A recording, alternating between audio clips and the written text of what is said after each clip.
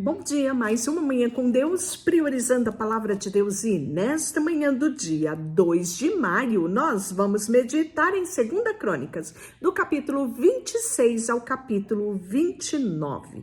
E que a paz do Senhor encha o teu coração nesta manhã. Vamos falar do reinado de Uzias, isso mesmo. Todo o povo de Judá, logo estamos falando do reinado do Reino Sul, capital Jerusalém, né? Estamos falando muito do povo de Judá, aqui em 2 Crônicas. Uma vez ou outra a gente faz menção ao Reino Norte, né? Só trazendo uma comparação, mas 2 Crônicas você percebeu que o foco é o reinado de Judá. No caso, a descendência de Davi, né? Todo o povo de Judá tomou a Uzias, que era de 16 anos, e o constituiu rei no lugar de Amazias, seu pai. Ele edificou a Elade e restituiu a Judá depois que o rei descansou com seus pais. Uzias tinha 16 anos quando começou a reinar e reinou por 52 anos. Você pode imaginar que reinado longo?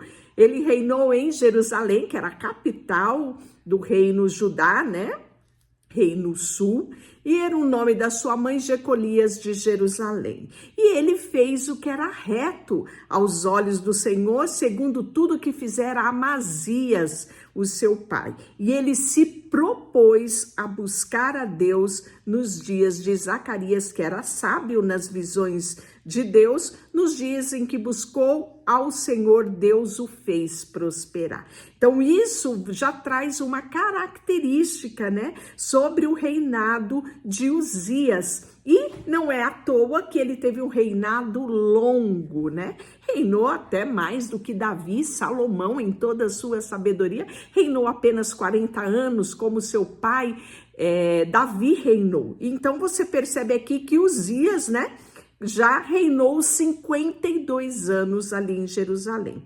Ele sai para guerrear contra os filisteus e quebrou o muro de Gate e de Jabne e de Asdote e edificou cidades no território de Asdote entre os filisteus. Então ele conseguiu ali, né, conquistas. Deus o ajudou contra os filisteus e contra os arábios, que habitava em Gur-Baal e contra, na verdade, os meunitas. Os amonitas deram presentes a Uzias, cujo o renome se espalhava até a entrada do Egito, porque se tinha tornado extremamente forte. Também edificou Uzias torres em Jerusalém, a porta da esquina, a porta do vale, a porta do ângulo, e as fortificou. Também edificou torres no deserto, cavou muitas cisternas, em outras versões são poços, porque tinha muito gado, tanto no vale quanto na campina. Tinha lavradores de vinhedo, montes e campos férteis, porque era amigo da agricultura. Então, você percebeu aqui mais uma qualidade do rei Uzias. O rei Uzias era agro, ele era muito amigo do agronegócio, né? Então, você pensa que coisa de agro é recente? Não, é antigo. Na época do rei Uzias, ele valorizava o agro. Tinha também Uzias um exército de homens destro de armas, que saíam à guerra em tropas, segundo o rol feito pelo escrivão Jeiel e Maicias, que era o oficial sob a direção de Ananias, um dos príncipes do rei. O número total de cabeça das famílias, homens valentes, eram de 2.600, número considerável, né? Debaixo das suas ordens havia um exército de guerreiro de 307.500 homens, que fazia guerra com grande poder para ajudar o rei contra os inimigos. Preparou-lhe Uzias todo o exército, escudo, lança, capacete, couraça, arcos, fundas para atirar com pedras, fazia parte do arsenal aqui de guerra, né? E ele vai preparar todo esse exército. Ele fabricou em Jerusalém máquinas de invenção de homens peritos, destinadas para torres, cantos, muralha, para tirarem flechas e grandes pedras, e divulgou-se a sua fama por muito longe, porque foi maravilhosamente ajudado até que se tornou forte. Mas, havendo já fortificado, exaltou-se o seu coração para a sua própria ruína e cometeu transgressão contra o Senhor seu Deus, porque entrou no templo do Senhor para queimar incenso no altar de incenso, que não era a função dele, né? Porém, o sacerdote Azarias entrou após ele com 80 sacerdotes do Senhor, homens de maior firmeza. Resistiram ao rei Uzias e lhe disseram: a ti, Uzias, não compete queimar incenso perante o Senhor, mas nós, sacerdotes filhos de Arão, que somos consagrados para este ofício, saia do santuário, porque transgredistes, nem será isso para a honra da tua parte no Senhor. Então Uzias se indignou. Tinha um incensário na mão para queimar incenso. Indignou-se ele, pois contra os sacerdotes, e a lepra lhe saiu na testa. Na hora, pois bem. E aí, quando a lepra lhe saiu na testa perante o sacerdote da casa do Senhor, junto ao altar de incenso. Então o sumo sacerdote Azarias e a todos os sacerdotes voltaram-se para ele, e eis que estava leproso na testa, e apressadamente o lançaram fora. Até ele mesmo se deu pressa em sair, visto que o Senhor o ferira. Assim ficou leproso o rei Uzias até o dia da sua morte.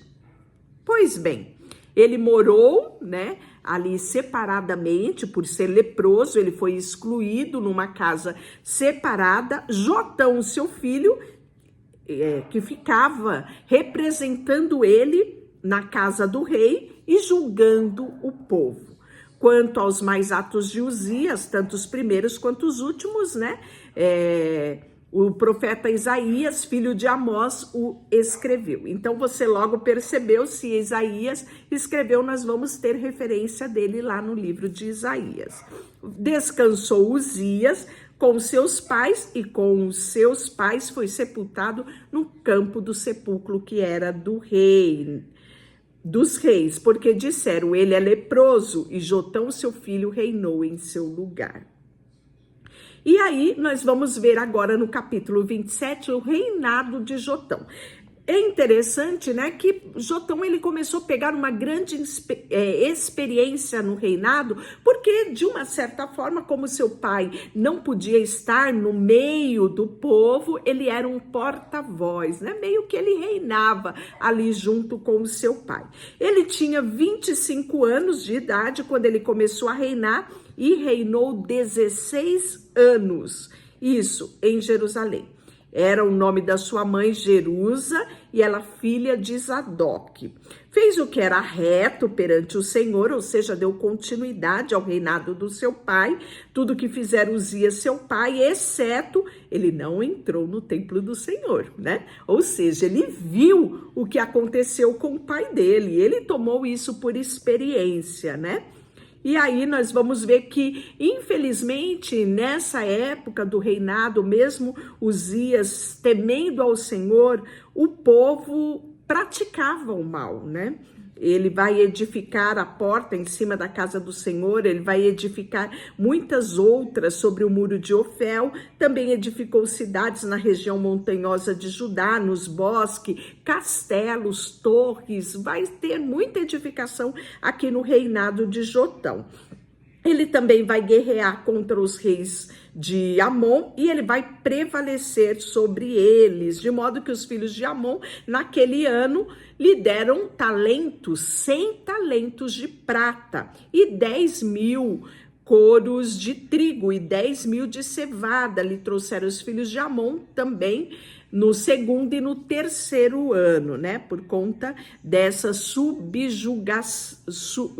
submissão que foi exercida, né? Após a guerra. Assim Jotão se foi tornando mais poderoso, porque dirigia os seus caminhos segundo a vontade do Senhor, seu Deus. Informação importante essa, não é? Vou repetir para você. Está no versículo 6 do capítulo 27. Assim Jotão foi se tornando cada vez mais poderoso, porque dirigia os seus caminhos segundo a vontade do Senhor, seu Deus. Quanto aos mais atos de Jotão, né? As suas guerras, empreendimentos, está escrito no livro das histórias dos reis de Judá. E ele vai descansar com seus pais, vai ser sepultado lá na cidade de Davi, e quem vai reinar em seu lugar é Acás. E tinha Acás 20 anos de idade quando começou a reinar, reinou 16 anos em Jerusalém, e ele não fez o que era reto aos olhos do Senhor, né? Como Davi, seu pai, aqui faz já menção a Davi. Andou nos caminhos dos reis de Israel, que já estava pervertido, né? Então você percebe aqui que ele só faz menção do reino norte, né? Que é o reino de Israel, capital Samaria, que são as 10 tribos do reino norte. Ele só faz menção nesse sentido, porque o reino norte já estava, infelizmente, né, contaminado. O reino norte já estava caminhando para uma destruição. O reino norte já estava há muito tempo longe de Deus. Judá, que é a descendência de Davi, você ainda percebe muitos reis, né, que fazem interferência no sentido de trazer uma renovação espiritual. Alguns reis fazem o que era reto e aí isso vai fazendo com que Judá prospere. Mas, infelizmente, o reinado norte, ele vai ter um reino após outro de homens que desagradam a Deus, que fazem o que era mal aos olhos do Senhor. Pois bem, ele vai começar a ir nesse caminho do reino norte, né? Do povo de Israel. E ele vai fazer imagem fundida de Balaíns, ele vai queimar incenso no vale do filho de Imom, ele vai queimar os seus próprios filhos em sacrifício a Moloque, né? Que, segundo era abominação, né, ao Senhor Deus, mas os gentios faziam isso. Também sacrificou e queimou incenso nos altos, nos outeiros, como também debaixo de toda árvore frondosa.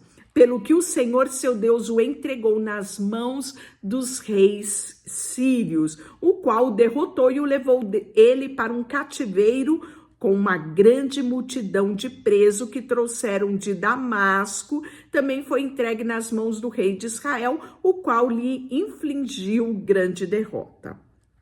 E aí nós vamos ver que Peca, que era filho de Ramalias, matou em Judá num só dia 120 mil, todos homens poderosos, por terem abandonado ao Senhor, o Deus dos seus pais. Zincre, um homem valente de Efraim, vai matar Maacéias, que era filho do rei, Azicão, que era alto oficial do palácio e a Eucana, segundo depois do rei. E os filhos de Israel levaram presos de Judá seu próprio irmão. 200 mil mulheres, filhos, filhas, saquearam deles grandes despojos, né? E trouxeram todos para Samaria, que era a capital do reino norte. Mas estava ali o profeta do Senhor, cujo nome era Obed, o qual saiu ao encontro do exército que vinha de Samaria e lhe disse: eis que, irando-se o Senhor, Deus dos vossos pais, contra Judá, os entregou nas vossas mãos, e vós os mataste com tamanha raiva que chegou até os céus. Agora cuida em sujeitar os filhos de Judá e Jerusalém, para vos serem escravos e escrava. Acaso não sois vós mesmo culpados contra o Senhor vosso Deus? Agora, pois, atendei-me e fazei voltar os presos que trouxeste cativo, porque são os vossos irmãos.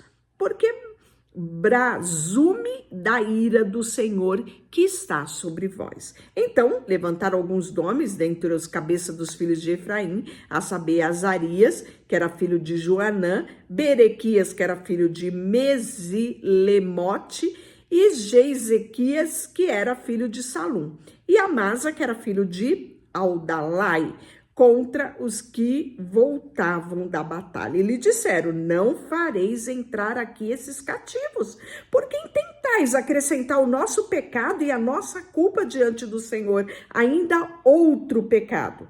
A nossa culpa já é grande e a ira do Senhor já está sobre nós. Essa era a situação do povo de Israel. Essa era a situação do reino norte de Samaria, né? E receber como escravos seus próprios irmãos que eram de Judá era acrescentar ainda mais ira de Deus sobre eles, né? Então os homens armados deixaram os presos despojos diante do príncipe de toda a congregação. Homens foram designados nominalmente, os quais se levantaram e tomaram os cativos despojos, vestiram todos os que estavam nus, que era assim vergonhoso, né? Vestiram, calçaram, lhe deram de comer, de beber, ungiram ele.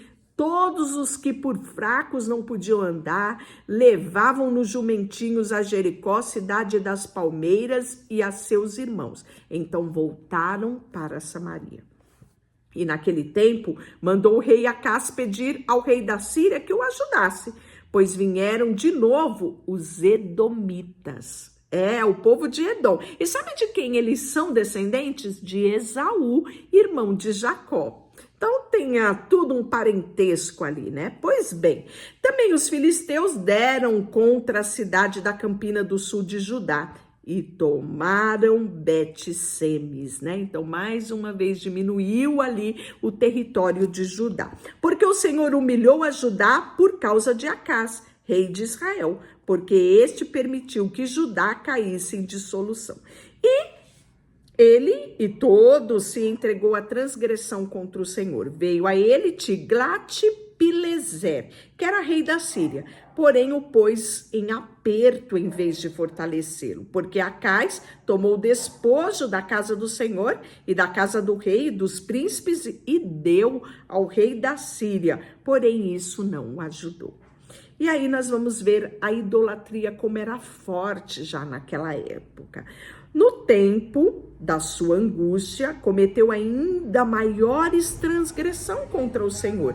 Ele mesmo, o rei Acás, porque ofereceu sacrifício aos deuses de Damasco, que o feriram, e disse: visto que os deuses do rei da Síria o ajudaram, e lhes oferecei sacrifício para que me ajude a mim.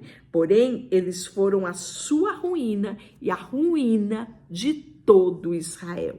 Ajuntou a casa os utensílios da casa de Deus e fez-los em pedaço. Fechou as portas da casa do Senhor, fez para si altares em todos os cantos de Jerusalém. Também em cada cidade de Judá fez altos para queimar incenso. A Deus? Não, a outros deuses. Assim, ele provocou a ira de Deus, né? Contra eles. E aí, por fim, nós vamos ter no final do capítulo 28 a morte de Acás. Ele vai descansar com os seus pais, né? Vai ser sepultado na cidade de Jerusalém, porém não vão colocar ele no sepulcro dos reis de Israel. E quem vai reinar no lugar dele?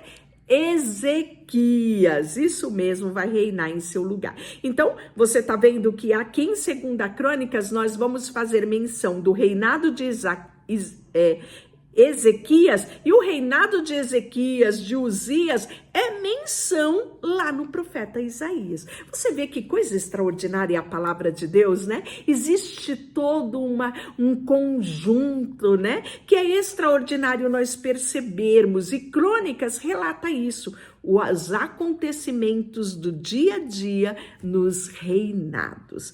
Por fim, tinha Ezequias 25 anos de idade quando começou a reinar. Reinou 29 anos em Jerusalém, que era a capital do reino sul, Judá, isso mesmo. A sua mãe era Abia e era filha de Zacarias. E ele vai fazer o que era reto aos olhos do Senhor, né? No primeiro ano do seu reinado, abriu as portas da casa do Senhor, que estava fechada. Ele vai reparar, né? Porque estava tudo, sabe, meio que abandonado, muita destruição. E ele vai reparar, né, a casa do Senhor, vai trazer os sacerdotes, levitas, vai ajuntar todos eles ali na praça ocidental e vai dizer a eles, olha só, ouvi-me, levitas, santificai-vos agora e santificai a casa do Senhor, Deus dos vossos pais, tirai do santuário toda a imundícia, que o rei anterior tinha feito, né? Porque os nossos pais prevaricaram, em outras versões, os nossos pais pecaram, fizeram o que era mal perante aos olhos do Senhor e deixaram e se desviaram o seu rosto do tabernáculo do Senhor e voltaram as costas para o Senhor.